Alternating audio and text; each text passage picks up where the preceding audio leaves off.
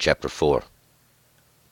Moreover, he made an altar of brass, 20 cubits the length thereof, and 20 cubits the breadth thereof, and 10 cubits the height thereof. Also he made the molten sea of 10 cubits from brim to brim, round in compass, and the height thereof was 5 cubits, and a line of 30 cubits did compass it round about. And under it was the similitude of oxen, which did compass it round about, for 10 cubits, compassing the sea round about. The oxen were in 2 rows, cast when it was cast. And it stood upon 12 oxen, 3 looking toward the north, and 3 looking toward the west, and 3 looking toward the south, and 3 looking toward the east. And the sea was set upon them above, and all their hinder parts were inward. And it was a handbreadth thick, and the brim thereof was worked like the brim of a cup, like the flower of a lily. It received and held 3,000 baths. He made also 10 lavers, and put 5 on the right hand, and 5 on the left, to wash in them. Such things as belonged to the burnt offering they washed in them, but the sea was for the priest to wash in. And he made the 10 candlesticks of gold according to the ordinance concerning them, and he set them in the temple, 5 on the right hand and 5 on the left. He made also 10 tables, and placed them in the temple, 5 on the right side and 5 on the left. He made 100 basins of gold. Furthermore, he made the court of the priest, and the great court, and doors for the court, and he overlaid the doors of them with brass. And he set the sea on the right side of the house, eastward toward the south. And Curam made the pots, and the shovels, and the basins.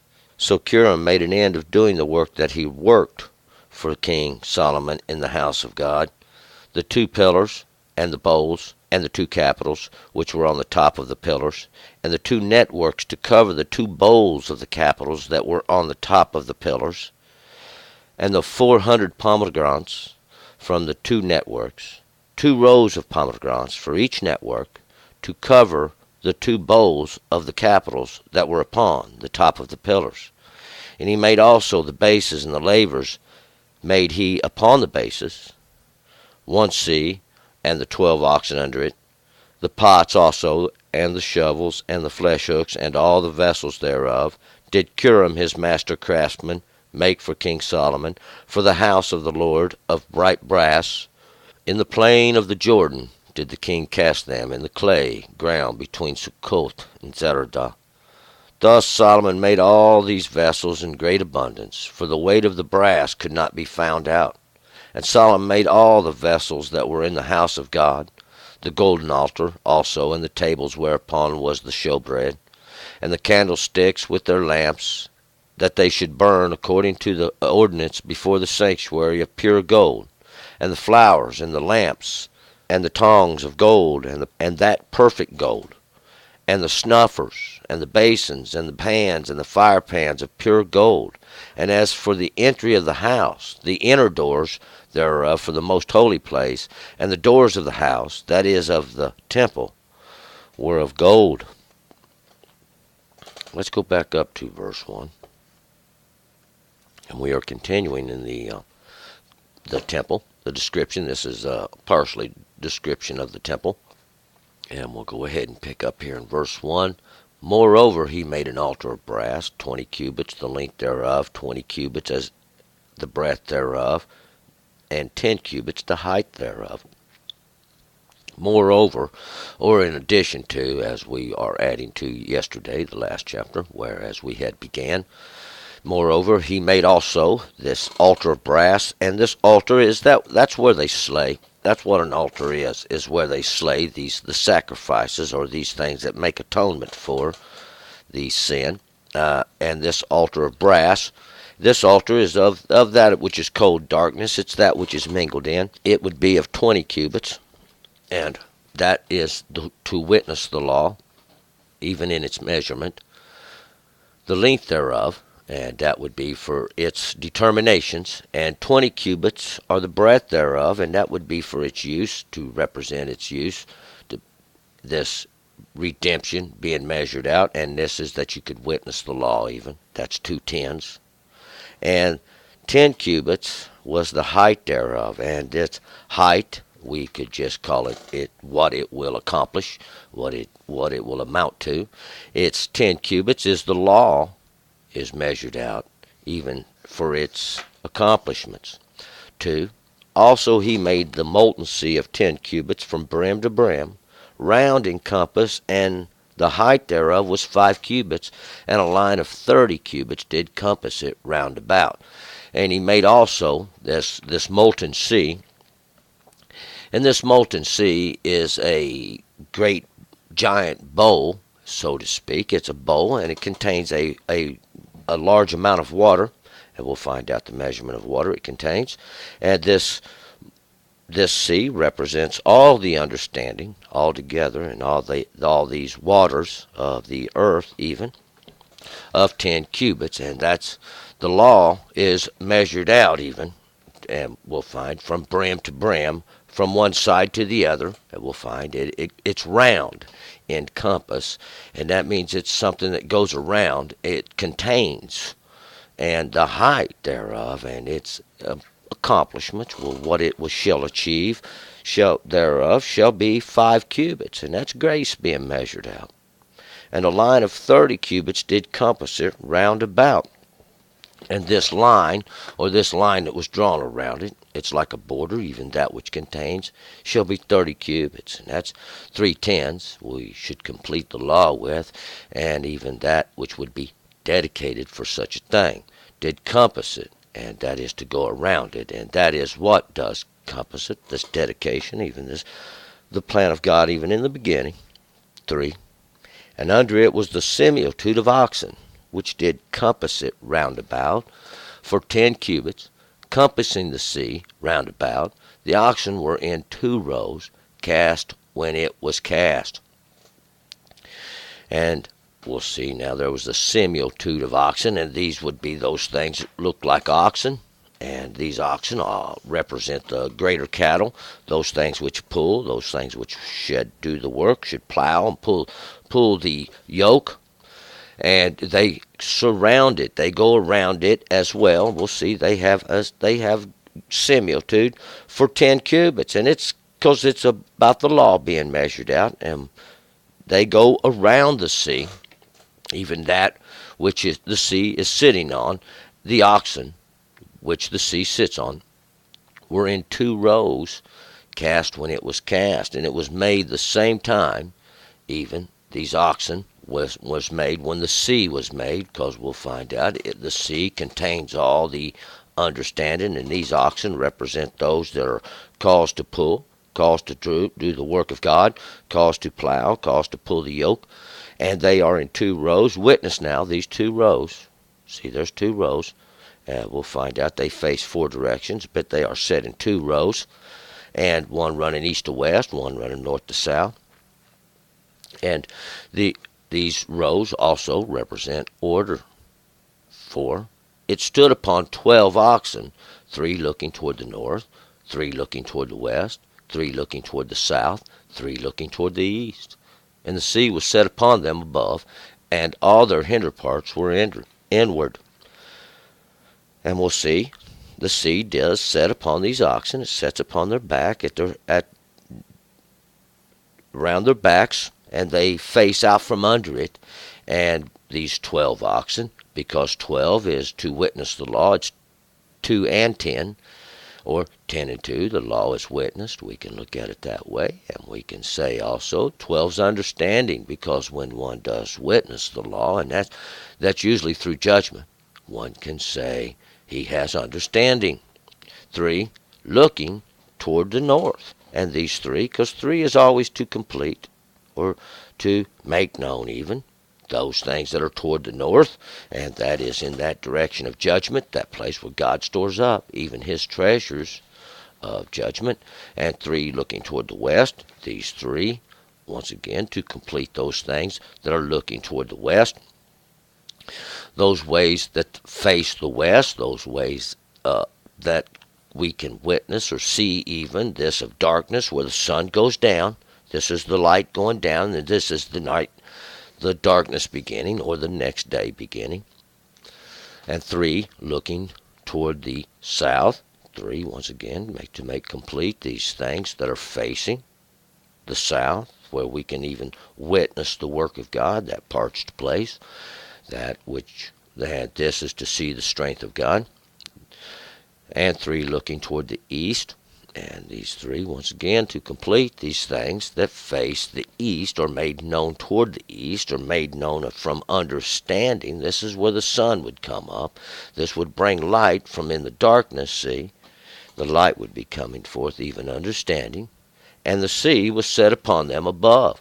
And this sea, and all the which contains this great amount, this liquid measure, even all representing all the understanding on the earth. 5. And it was a handbreadth thick, and the brim thereof was worked like the brim of a cup, like the flower of a lily. It received and held 3,000 baths. And it was a hand's breadth thick, and that's the thickness of one's work. It would be that which would contain it, and this is even the work that would be used in its thickness and the brim, or that brim that went around it, that the line that contains it thereof, was like the line or the brim of a cup, just like a cup was made, like the flower of a lily. It went out and was rounded and smooth. It received and held 3,000 baths. And these 3,000, once again, to complete the fulfillments of this liquid measure, even all the understanding being poured out. 6. He made also 10 lavers, and put 5 on the right hand and 5 on the left, to wash in them such things as belong to the burnt offerings. They washed in them, but the sea was for the priest to wash in. And he made also these 10 lavers, and these lavers are going to be like, as we will see, they are smaller wash basins. They are smaller wash basins even, but these are not to wash your hands or nothing. And these are to wash the burnt offerings, these things that would have to be rinsed off before they could be set upon the altar. And we will find that they boiled these. This would be boiling, and they would dip it down in there to sear it off, and then it would pass for where it would be seasoned. We learned that in Ezekiel. These 10 lavers, because this 10, represents the law of God, that which shall you sanctify, that is to separate it from the other parts that haven't been washed. And this 5, because grace on the right hand, this is grace on the right hand, is the strength even of the work. And 5 on the left, because grace is the witness even. We can look at the left hand. It's like a witness. It's the second hand. It's, so to speak, nothing against the southpaws. This, even though the left hand is that which would hold your shield, you'd bid your shield hand to wash in them such things as belong to the burnt offering. And this would be where they would dip it in there and wash off these things that would belong to these that would make atonement. Even these things that would have to pass through the fire, they washed in them or made them clean. But the sea was for the priest to wash in. And these would be for the priests that were within the temple area. We'll find that there was a separation there. 7. And he made the 10 candlesticks of gold, according to the ordinance concerning them, and he set them in the temple, 5 on the right hand and 5 on the left. And he made these 10 candlesticks of gold.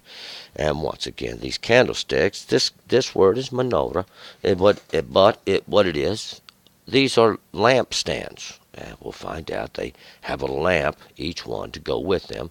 But these 10 lampstands, and these the lamp would sit upon this light, even that would burn the oil. These 10, because they represent the law of God, even these lampstands of gold, and gold is that which belongs to God anyway. And he set them in the temple. And this temple area is it's the holy that's before the most holy, and 5 on the right hand and 5 on the left. Once again, it's grace and the greater work. And there's grace in the fact that we can see grace. And we know grace. Grace is the law which we protect ourselves with as a shield in our left. Grace is the sword in our right. It's the greater work as well. Judgment. Judgment and blessing. Grace. Grace is always of God through the law. 8.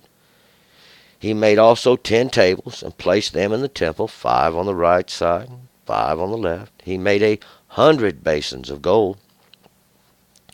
And he made also these 10 tables. And once again, there's the law. These tables, a table is that which is made plain. It's that which has a level surface on it. It's equal. And we'll find out these tables were all equal in proportion. And they were set before the Lord. These 10 tables, even that which represents the law of God, being made plain, being made level. It's placed in the temple. And that is that inner sanctuary portion. Even that grace of the work, even the strength of it, even grace being a witness and the shield thereof. He made 100 basins of gold. And these basins of gold were as well these places where they could wash, as we'll find out. He made 100 of them of gold, and that's which belongs to God, because there's judgment even in those basins of gold, and that's those places where they can wash. 9. Furthermore, he made the court of the priests, the great court, and the doors for the court, and overlaid the doors of them with brass.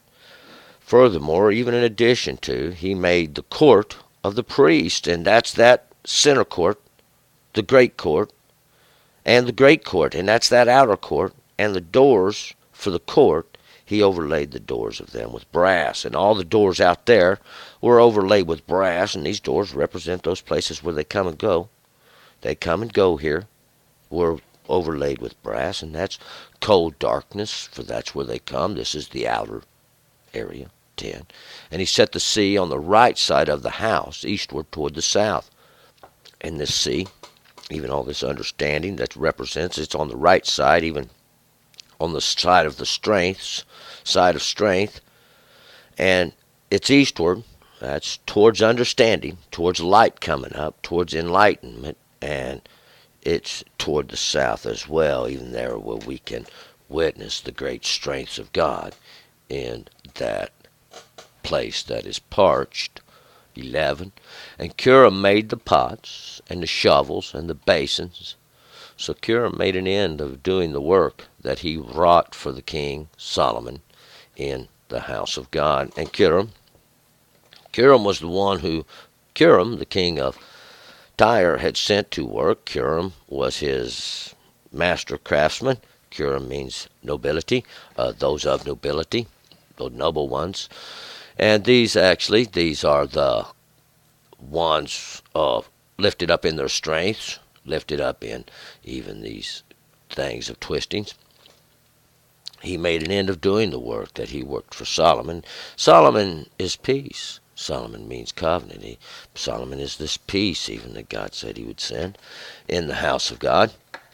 12. The 2 pillars and the bowls and the 2 capitals, which were on the top of the pillars, the 2 networks to cover the 2 bowls of the capitals that were on the top of the pillars. And these 2 pillars witness these 2 pillars, because they means to witness. And these pillars, these things which have been stood up, these which are going to cause this witness, and these bowls, we'll find out these bowls are this which contains something that would hold a liquid measure, and these are on the top of the capitals. And where the capital would be square, it would be like a bowl shape that would bring it down to the top of the column to go from the square to the round. That's what the bowl would be here, and the 2 capitals, because they make help make up the capital. Now witness these capitals, because that's the head, that's the top, that's that which is at the top, and these bowls are going to be that which goes around, which were on the top of the pillars, both pillars, and the two networks. And these two networks, witness the two networks. We'll have to do a lot of witnessing here, but we can remember these two pillars. They stood up, even these bowls, that which went around them, and these two networks, because these two networks represent, these were those chains, those things linked one to another, to cover the two bowls, that those two things that went around them. Even witness the bowls. That's what they contains, these capitals, that which represents that which goes around the capitals, or these two heads that are on the top of the pillars, and that's what these two pillars represent. Even those things, they have stood up, because twice God wants you to witness these two things. They've stood up, even the heads of them. There's something that goes around their head, that's called the capital. 13, and the 400 pomegranates for the two networks, the 2 rows of pomegranates for each network, to cover the 2 bowls of the capitals that were on the top of the pillars. And this is what's on the 2 bowls. This is a decoration, we might say, on that which goes around the capitals. And that would be these 2 networks, the 2 networks, those chain works, that these things that are linked one to another. We can witness even these things that are all linked one to another. Even these 2 rows, these rows represent these 2 things were set in order, even of the pomegranates. Like I said, that Ramon, that I refer to as that unacceptable fruit, and it's what it represents. Even these things that were set in order to these unacceptable fruits, for each network to cover the 2 bowls of the capitals that were upon the top of the pillars, and even to cover, to hide these 2 bowls, those 2 things that go around the capitals, even the heads that were on the top of the pillars, those things, they stood up. And it's basically like a crown. 14. He made also the bases, and the lavers made he upon the bases. And these bases and these lavers, those lavers are kind of like a cauldron pot, a boiling pot, and a bases which they sit on, and that's which would hold them up or support them. 15. 1 sea, and the 12 oxen under it. The 1 sea, even the beginning, as all that understanding was contained, see, and that was upon those 12 oxen, even the understanding of those greater cattle that were underneath all the understanding that was contained, and that's what it represented. 16. Until it was destroyed. 16. The pots also, and the shovels, and the flesh hooks, and all the vessels thereof, did Hiram his master craftsman make for the king Solomon, for the house of the Lord, of bright brass. And these pots also, and the shovels, and the flesh hooks, and all these things, these would be all the manners of instruments that it would take to pertain to these cauldrons. Even these cauldrons where they would have to boil, they would need a shovel to take out all the ashes. These pots that would set upon them, these flash hooks where they would reach in, the priest, and snatch out the meat from the boiling water. All these vessels did Hiram, and those of nobility, his master craftsman, make for the king Solomon. And for King Solomon, for this one of peace, even of the house of the Lord.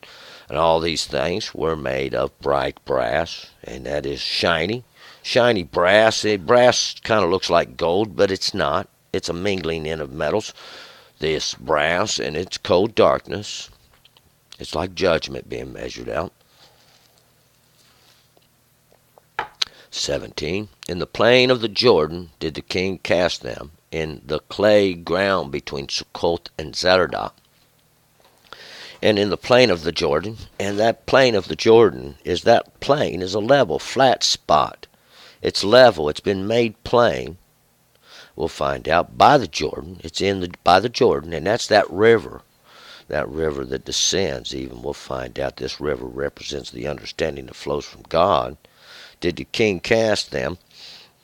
Because we remember, David give him the blueprint. See, David give him the exact design of all these things which God showed unto David through his work. And he did it in the clay ground between Sukkot and Zeradah. And in the clay ground, that's that ground that's made firm in the earth.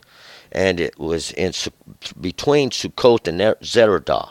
And Sukkot it's Sukkot, and that's that place of booths, that place of booths, and it refers to these coverings, these thick coverings over, and they're for a covering. That place where they hide, that place where they dwelt when they come up out of Egypt, even. This fortress, Zeradah, it's between there and that fortress, even that fortress of thorns, that refuge of thorns, Zeradah. 18. Thus Solomon made all these vessels in great abundance, for the weight of the brass could not be found out. And Solomon made all these vessels of great abundance, and the weight of the brass that they were made from, the weight, the amount of brass which all these objects contained, all these objects contained all this cold darkness which God had put upon the earth. This was bound up in it, and God was making a new beginning for mercy unto humanity. 19. And Solomon made all the vessels that were in the house of God, the golden altar also, and the tables whereon was the showbread. And Solomon made all the vessels, all these vessels, and this is those things that was used in the service of God, in the house of God. The golden altar also, and that golden altar, that place that is made of gold, it belongs to God, that place where they slay. And these tables whereon was the showbread, and these tables whereon was the showbread, those tables, those things were made flat, they're square, they're equal in proportion. See, 4 corners, they are made plain, level. They are set before God, and they do contain the showbread. And that is that law of God. God give you for the nourishment of your body and your soul, even in the beginning. And it represents that which we set before the Lord, showing that we have understanding of this very thing. 20. And the candlesticks with their lamps, that they should burn according to the ordinance before the sanctuary of pure gold. And these candlesticks with their lamps, once again, these are the lampstands with their lamps,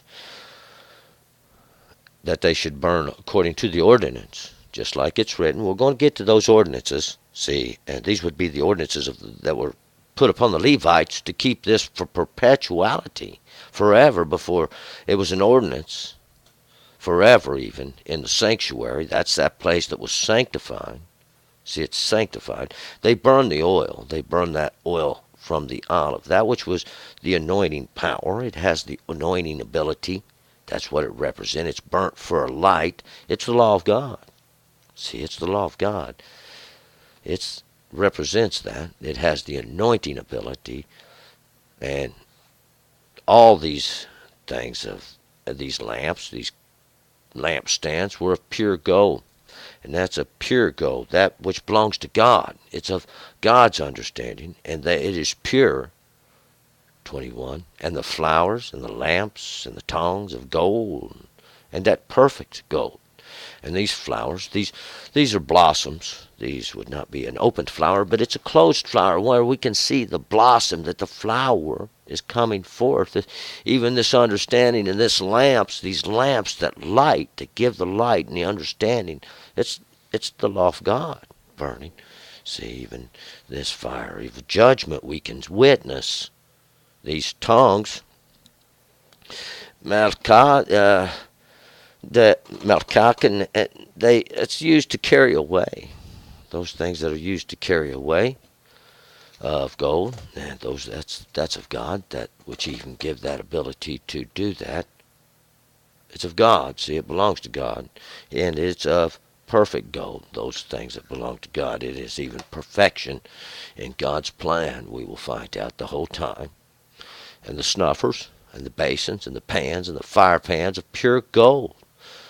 And the snuffers, these snuffers, Matsamara, they're for the trimmings of beauty. These snuffers are for trimming and to keep beautiful, to make beautiful, and and that's what they was used for in the temple, and they represented that. And these basins, we remember the basins. That's the mithrak, those vessels for sprinkling. That what they are is a bowl. It's like a little bowl they would use to splash the water and to sprinkle that, even that water of understanding. See, understanding and knowledge that come from God, and even in the beginning. These pans, possibly the King James says spoons here, but what it is something that's made to contain. It has a hollowing in it, like the palm of your hand does. It's made to contain even a little bit of that water that's being poured out of that bowl. See, these fire pans are a little different than the pans there. These fire pans are a censer, and that's a makta, and that's a tray for the ashes to be removed. Even those that are left from the fire, this judgment of God. See, that's a pan that would catch the ashes that fall from the altar, that which was offered upon it, that had to pass through the fire. See, all these were of pure gold.